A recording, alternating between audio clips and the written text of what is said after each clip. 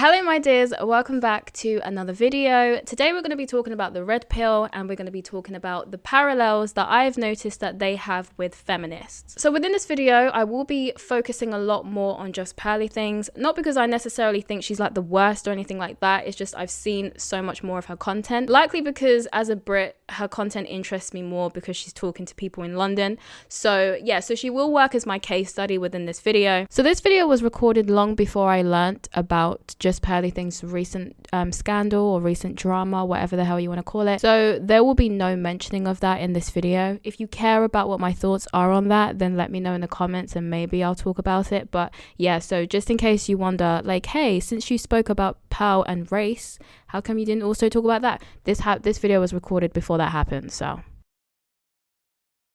So the first thing I want to discuss between the two is the man versus woman rhetoric. Now, I think it's pretty obvious to many how this applies to feminists. Feminists have very much been going down the future is female, women can do everything that men can do except they can do it in heels. That kind of rhetoric has been going on within feminism for a very long time, and it's always created a very competitive type of atmosphere between men and women. Now, red pillars, as much as they criticize feminists, seem to have a very similar rhetoric. Now, I don't think there's anything wrong with acknowledging the differences between men and women, but I think the way that some red pillars and feminists choose to do it can be negative. For example, here is an article that was written by The Guardian where they were discussing that women are stronger than men. Now, the metric that they used to decide this was things like longevity in terms of who lives longer. They also looked at immunity and they also looked at trauma. Women tend to live longer than men. Women also tend to have better immune systems than men, and women also tend to be better at handling trauma than men. And so based on these metrics, they decided that women are stronger. Now you will see the red pillars doing the exact same thing. A 12-year-old boy will literally any of you all up at the table. I promise you. Men are physically superior to women. There's a reason why there's an NBA, not a WNBA. There's a reason why high school boys destroy women national team in soccer. There's a reason why Serena Williams lost to a hungover guy ranked 97th in a tennis exhibition match. World champion, best tennis player ever, destroyed by a man that's hungover. You cannot compete with a man. Men are physically superior to women in every which way. Now, what you'll notice is that the metrics that they both decided to use in terms of who is physically superior or who is stronger are very different, because they'll both use the metrics which benefit them the most. And they will both use that as a justification as to why they think that their sex is the one that's superior, when neither are superior because they are very different and complementary. The men versus women rhetoric is something that I've also noticed is often pushed on Just Pearly Things' podcast, where she will often say things like, men don't need women. Men need women, women need men. It's how human beings are designed. We're designed to complement each other. And I think I don't think men need women. You don't think so? Why not? Because they would survive without us. We wouldn't survive without them. They run the infrastructure of society. They do all the hard jobs. If we disappeared tomorrow, if outside of reproduction, they would keep living. Single men are more likely to commit. Single men are more likely to have mental health problems. Single men are more likely to die with depression. There is biological needs for men and women. They need each other. That's how we're designed. The majority of men haven't reproduced historically. As in, like, haven't had kids?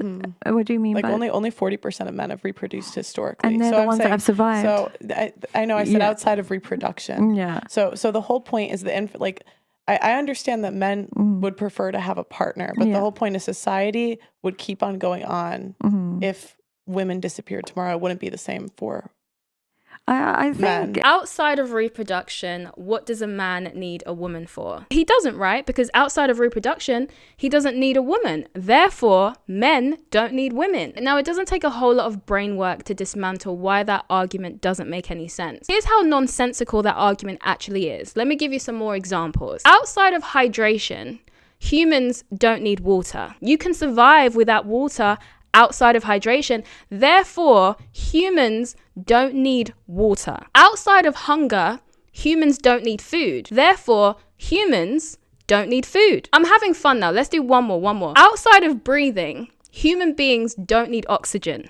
Therefore, humans don't need oxygen. It's very easy to use Pearl's strategy to rationalize the most absurd things. We know obviously that human beings need water. We know that human beings need food. We know that human beings need oxygen. But if you use Pearl's strategy, then you can justify why they don't. In the hypothetical world that she's created where men don't need women for reproduction, it makes perfect sense. But if you have to create a fake reality in order for your argument to make sense, that's usually the first indication that there's a flaw in your argument. Because if it made sense, it should be able to apply in reality. So because we don't live in a world where men don't need women for reproduction, that does mean that there is something that men need women for. If a man wants to have a child, he does need a woman. But if we're going to take it away from reproduction for a second, and we're going to go a bit deeper into Pearl's argument here, which is that society would continue to run just fine without women because women don't do infrastructure jobs. The problem with this is that I don't think Pearl is aware of the jobs that women dominate, such as healthcare. Just because women are not doing jobs in infrastructure does not mean that women are not doing vital jobs.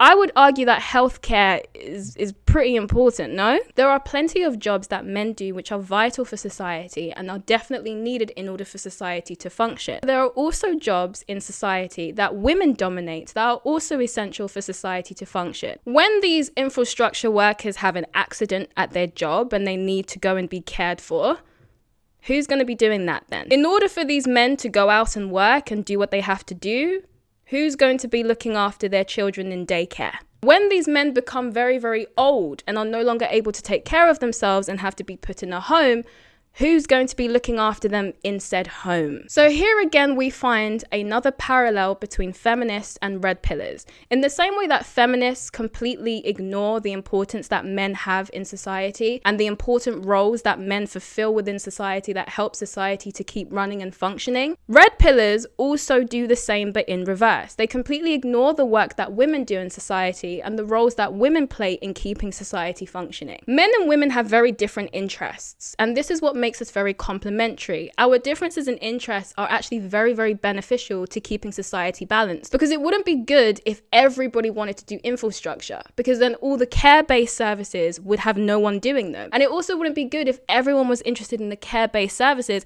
because then no one would be doing the infrastructure work. Now, one of the things that Pearl regularly argues on her channel is that women don't want to do hard jobs, or that women don't want to do messy jobs. And I'm not going to lie to you, I'll be honest, there was a time when I used to agree with this statement until I thought about it a little bit harder. Both men and women do very physically challenging jobs, and both men and women do very messy jobs. They just do different types. The amount of women who have damaged their backs from years of working in care because of the amount of times they had to lift people who were significantly heavier than them, that is a regular occurrence for a lot of care workers to end up having damage to their backs because of the amount of heavy lifting they have to do within the profession. Where a man is more likely to go and clean the sewers, or he's more likely to be collecting waste, women are more likely to go into jobs that require them to handle poop, pee, vomit, blood, and all types of other bodily fluids I'm sure we don't even know exist. The amount of disgusting things that my friends have seen from working in healthcare is definitely not for those with a weak stomach. So yes, men do physically challenging jobs and they also do messy jobs,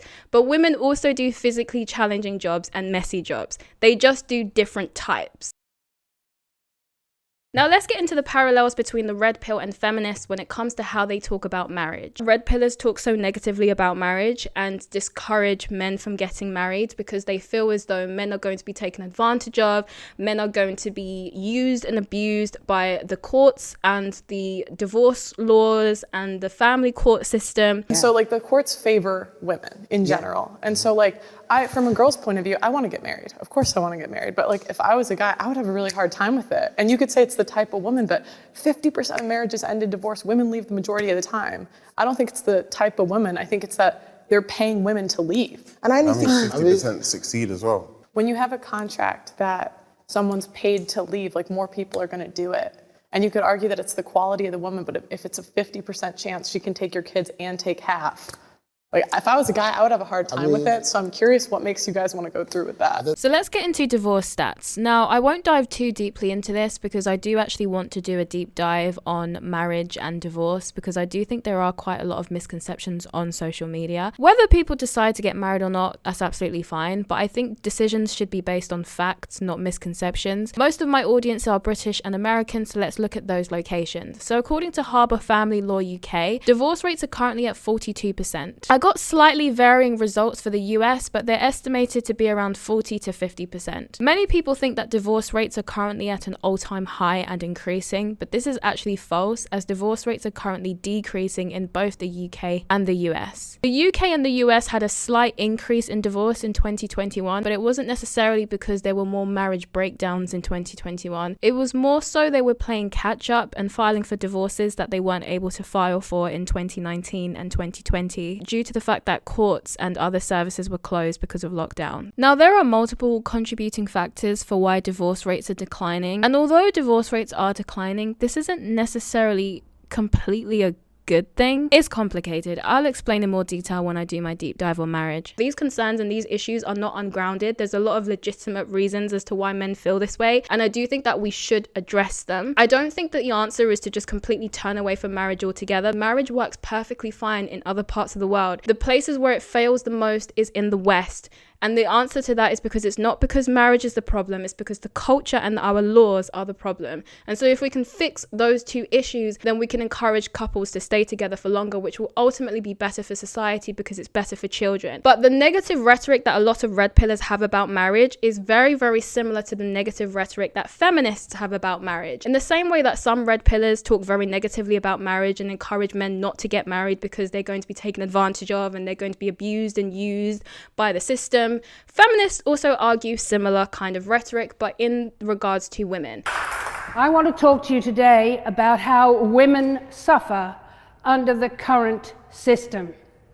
The thing that strikes me about marriage is that it doesn't do what it says on the tin. Everybody who's been talking tonight has been talking about love and fidelity and support and how everybody's got the right feelings and blah, blah, blah. 42% of our marriages will end in divorce. Is there more happiness at the marriage end before there is misery and hardship at the divorce end? I don't know, but it seems to me that a system that can be relied upon to fail nearly half of the time is a pretty rotten system. And the curious thing is, of course, that in the marriage ceremony, we make vows till death do us part that we don't mean. The vows are bull. I mean, half of those marriages almost will end in divorce, and some very quickly. We've talked about marriage as a way of supporting children. Are we joking? Are we joking? We absolutely cannot get child support. We can chase people for everything else. They can chase you for a parking fine. They can chase you for unpaid council tax.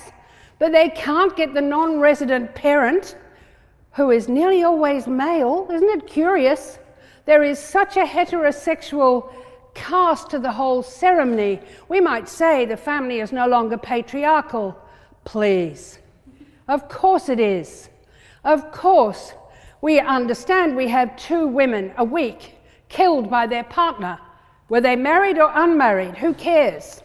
Basically, the system is the same. The system is a hammer and anvil system, and women are caught up in that system. There are many feminists who view marriage as basically being an enslavement contract. They view marriage as a way for men to control and abuse women. So ultimately, both sides have very negative views about marriage, and they kind of have the same kind of reasons as to why they dislike marriage. Both sides dislike marriage because they think that the other side is going to use it as a tool of oppression. So red pillars believe that men will be oppressed by marriage, and feminists believe that women will be oppressed by marriage. So both sides are encouraging both sexes to just completely avoid marriage. So some have compared Jess Pearly things to the late Kevin Samuels. Now, I personally think that that is a mistake. Now, there might be a few similarities. For example, it seems as though Pearl has stolen Kevin Samuels' grammatically incorrect phrase, "Don't overtalk me." See? But I'm not going for somebody who's So, like no, six figures, okay, like, you don't overtalk me. Rather than saying "don't talk over me," she says "don't overtalk me," which was something that Kevin Samuels used to say a lot. And I can only assume she got it from Kevin Samuels because No one else says don't overtalk me. Everyone says don't talk over me. But aside from that, I don't get the same energy from Just Pearly Things that I got from Kevin Samuels. When it comes to Kevin Samuels, I know a lot of people disliked Kevin Samuels, and there are some things about him that you can criticize, and that's absolutely fine. When you watch his content in full, not just the clips that go viral online, you do get a very strong sense that Kevin overall wanted to try and bridge the gap between Black American men and Black American women. Look, I need to really say this. I take no particular pride or pleasure in doing shows like this because I know it triggers certain Black women. I know they do. I know some of them get pissed. I've heard women on YouTube saying things that they don't watch the show end to end. And I'm not going to, and that's not going to change anything because there are far more women and far women who are listening. And who are the recipients? The women who listen end to end and are saying, well, you've changed my life. You've helped me look at this way or that way. Those women are benefiting. And guarantee when those women come into contact with men doing something, they all benefit. We're better off working with each other, trying to understand one another. You know, none of us are perfect. Certainly not me. I got a lot of problems. It's like anybody else. We all got issues. But just like Ice Cube, when the brother steps up to do something, support. Find ways to support. Can you interact with them? Just in a peaceful, civil way. If you never get married and never have kids, can you have a higher quality of life? Can you just be happy? Can you stop walking through life with your hands up ready to fight the reflection of you, the opposite sex reflection of you? I don't walk through life looking at Black women as though they're my enemy.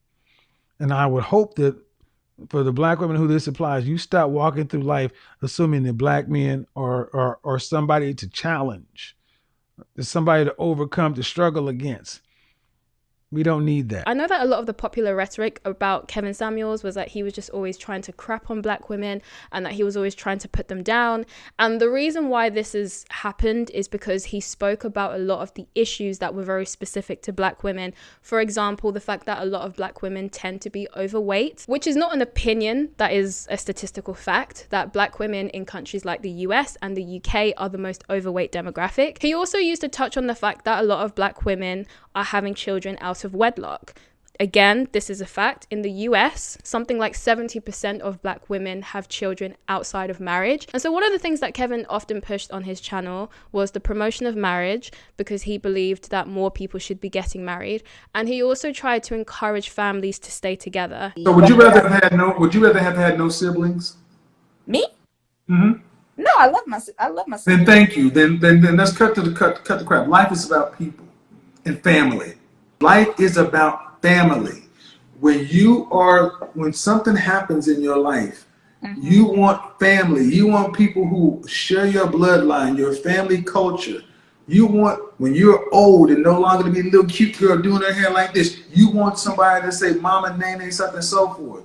Life is about family. And one of the worst things that's happened to so many Black women is you guys are just not making families, cut off from the very essence of being a woman, which is to nurture and move the culture forward for whatever reason, good, bad, or indifferent.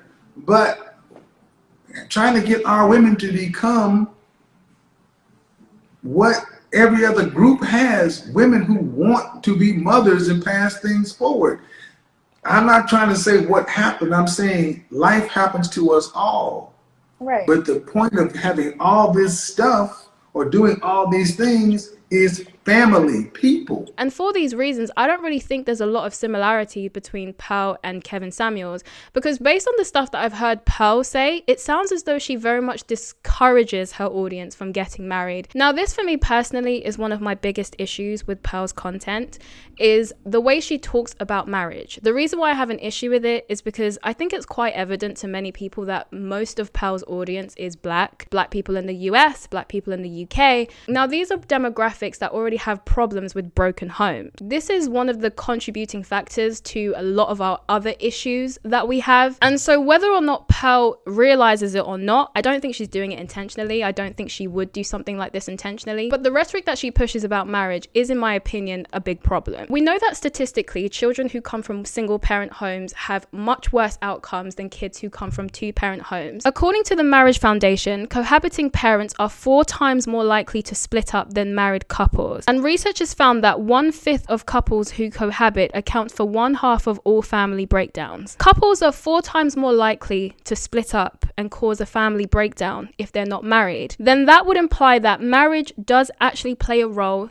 in keeping families together. So when you have an audience of predominantly black viewers who already have high numbers of broken homes, because in our UK Commission's race report, it revealed that 63% of Caribbean descent households are fatherless and 43% of African descent households are fatherless. And when your audience is predominantly black, a demographic with the highest rate of broken homes, and you speak negatively about the very thing that would help them to prevent broken homes, I do take issue with that.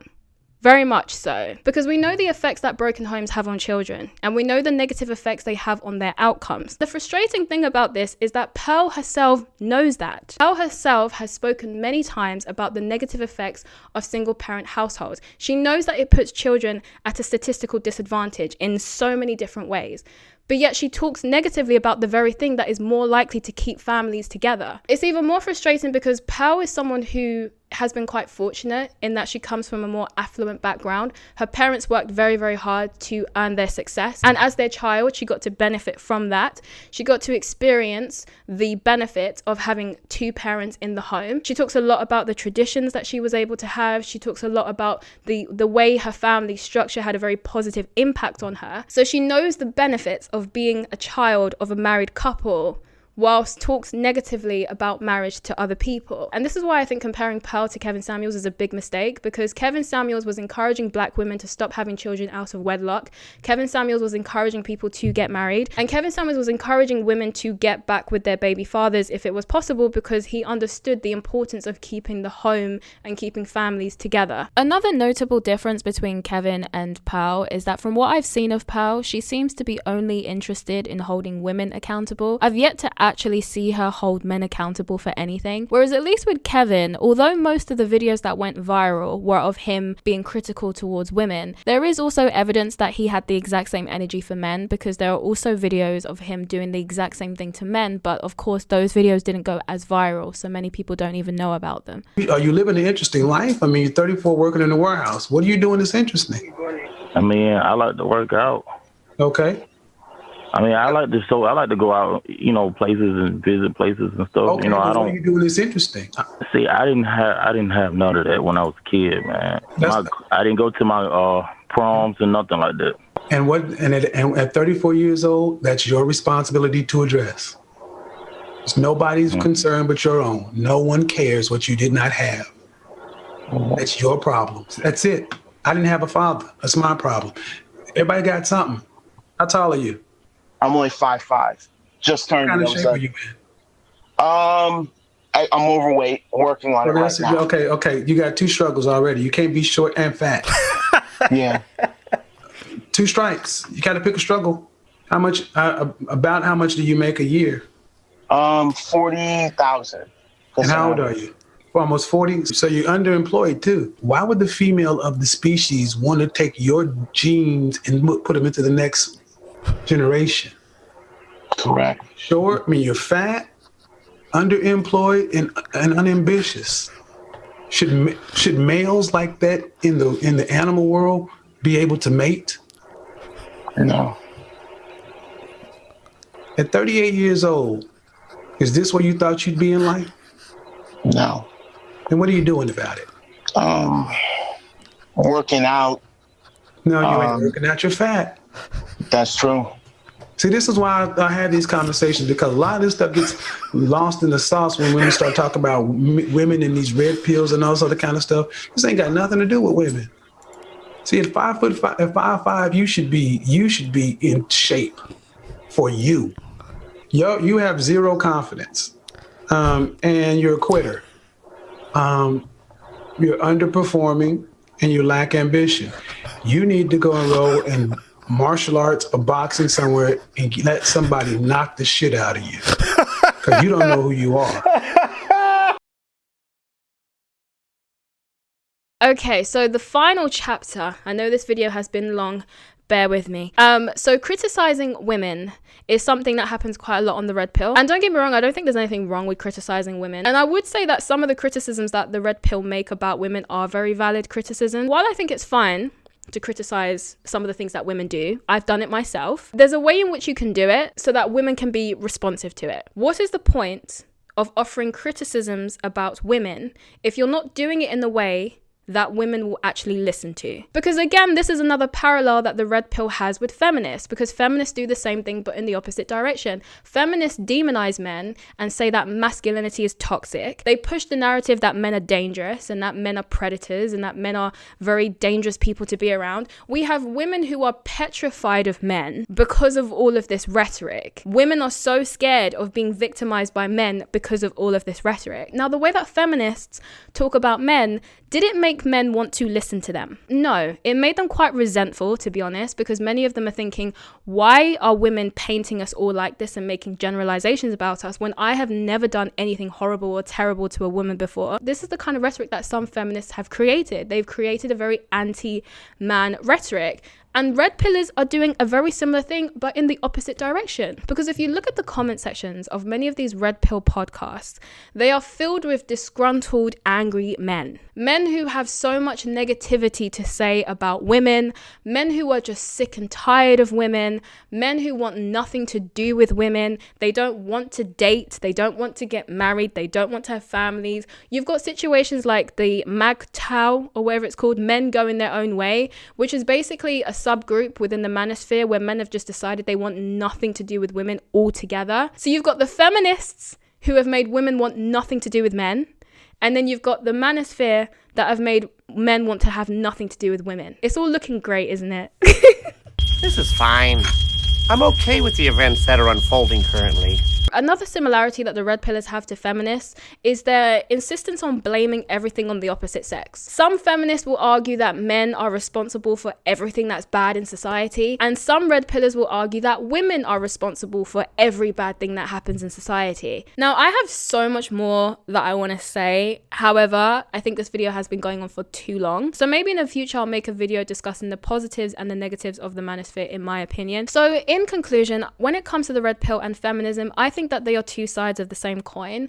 I actually think that the manosphere is a reaction to feminism. I don't think that in the world without feminism, we would have the manosphere. I don't think that the manosphere would exist without feminism. I think that the manosphere is a reaction to society post-feminism. But I do think that ultimately when it comes to fixing the dynamics between men and women, I think that both of these two sides have worsened the dynamics between men and women. I think they have increased the distrust between men and women. I think they've caused a dysfunction in the communication, because ultimately what you've got is you've got the feminist camp and then you've got the manosphere camp. And women are going over here, men are going over there. And whilst they're all having fun, you know, just bitching about each other basically in their camps, they're not actually talking to each other. And because they're not talking to each other, they're not coming to any kind of common ground. And because they're not coming to any common ground, it's worsening the dynamics between men and women, because you can't improve the dynamics if they won't talk to each other. If you've got a whole bunch of women who only want to talk to other feminist women, and you've got a whole bunch of red pill men who only want to talk to red pill men, and they just want to talk about each other but don't actually want to talk to each other, I don't see how that's going to be a net positive for society when we have to live together. I think it's good to have spaces for men to vent their frustrations and to talk about their male-specific issues. I also think it's good to have spaces for women to vent their frustrations and to talk about their female-specific issues. But I think that the way it's currently happening is not healthy. And I don't think the way it's currently being done is productive. And I don't think that it's helpful for us to view each other as enemies and as people we need to be fighting with, as opposed to viewing each other as complementary and as yin and yang that need to be working together. Because ultimately for our societies to be healthy and for them to work, we do need each other. We both fill very important roles within society. And so we need to be able to work together as opposed to working against each other. There was a time when women understood the importance of men and men understood the importance of women, but we've become a lot more segregated and separated post-feminism.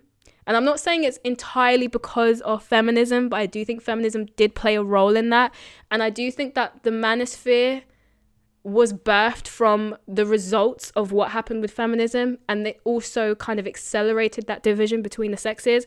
So I think that right now we do have a fractured society when it comes to male and female dynamics, and I do think that we should be working to fix those, because it's not looking too good right now. We've got a whole bunch of women who want nothing to do with men, got a whole bunch of men who want nothing to do with women. And I guess this is fine if you want humanity to just end. But anyways, that is the end of this very long video. As always, do let me know in the comments what your personal thoughts are in terms of the parallels between feminism and the red pill. Do you agree with me that they feel like two sides of the same coin and are ruining the dynamics between men and women? Or do you completely disagree and think that that's not the case? If you've enjoyed this video, then do like and subscribe. I am also on other socials and I make music if you'd like to check me out. Links to those will be in my description box. Thank you very much for giving me your time today, and I will see you in my next video.